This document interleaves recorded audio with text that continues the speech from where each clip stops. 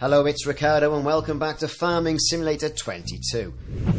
Farming Simulator 22 has got another patch. It's the 16th of December 2021 and change patch 1.2 is now with us. So what we're going to do, we're going to go through what's been improved, what the adjustments are, what quality of life improvements have been added, and any new features.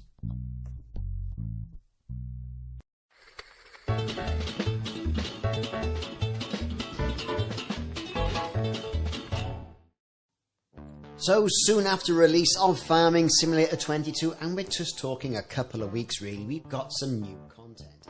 But first off, before we get into that new content, let's talk a little bit about the known issues and what's actually not fixed in this update of 1.2 for Farming Simulator 22. So the known issues that they haven't fixed yet, but are working on, are the foliage in the distance can flicker in weird colours on certain hardware setups, random crashes when hiring an AI worker, random cut down trees exploding visually in bizarre graphical glitches, can't be having that with cutting down trees, and also a random issue where pressing the A button on Xbox will not enter the vehicle shop. A rare issue where games cannot be saved on Xbox and contract bonus yield is really high, so they're saying enjoy it while it lasts. So that's basically what's not being fixed. So fair enough, hands up, they've said, well, we haven't done it, but we're working on it, which is good stuff. They've had some new additions. They've added the ability to enlarge the mod hub screenshots when viewing the mod details. They've added the ability to remove buildings on all 4 farms of Elm Creek map, and added AI support for reverse driving tractors. Great.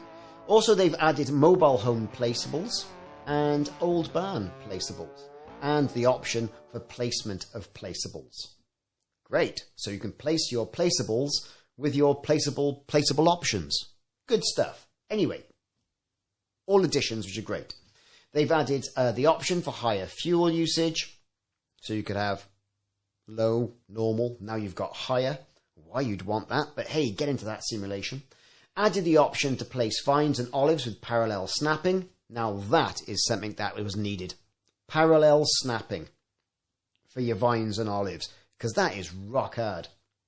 And also they've added yield potential and weed removing tool recommendations to the field info, which is good because sometimes you don't know what to use, do you, right? And you can get yourself into a right mess, especially if you're a new player, pretty much like me. Haven't got a clue. And the license plate on certain tractors are now fully customizable. So that's the new additions. In addition to the new additions, they've also got some content, and the content update number 1 has come in. And like I say, you know, after the release of this game, just 2 weeks ago, now we've got new content. So these are going to be 16 items they've got in here. An ABI 1600, an ABI 550. I'll put the list in the description. You can go through them yourselves. But there's some really good tractors and machinery there as well. So to be fair, great. Absolutely fantastic. And we all want nice new machinery in Farming Simulator 22. So they've done numerous other additions and improvements to enhance the farming experience, as they say.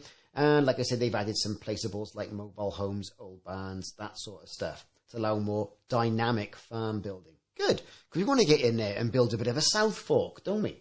Meanwhile, working on fields got a bit more intelligible with the field info now showing yield potential. Now that is great, and the recommended tool to use to remove weeds, because that was a complete and utter weed minefield, wasn't it?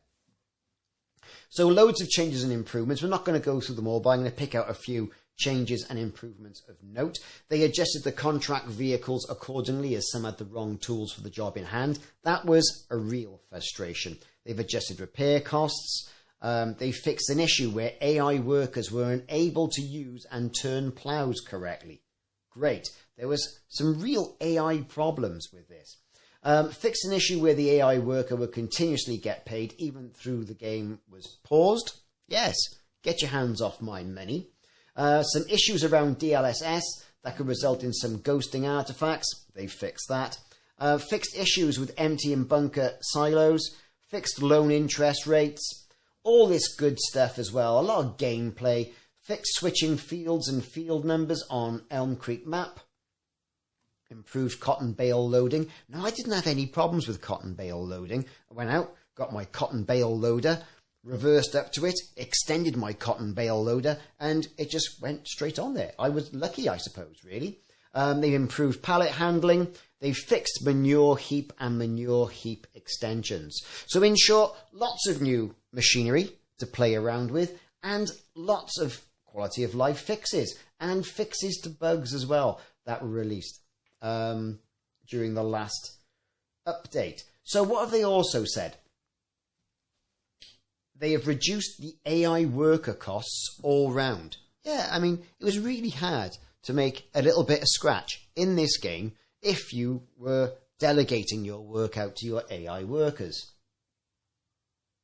Next up, fixed an issue where the game wouldn't start on certain Intel GPUs. Now, I've got an i9 10300, I think it is, 10900, no problems, but a relatively new processor on a relatively new PC, less than a year old, definitely. So I was lucky and didn't have any of those problems.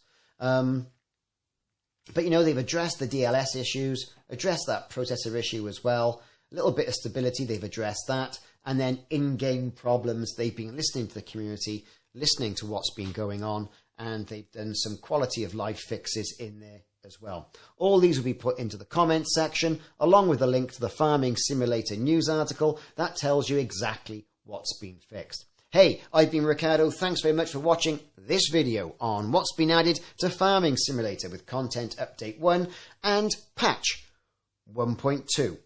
Thanks for watching and check back for more videos in the series.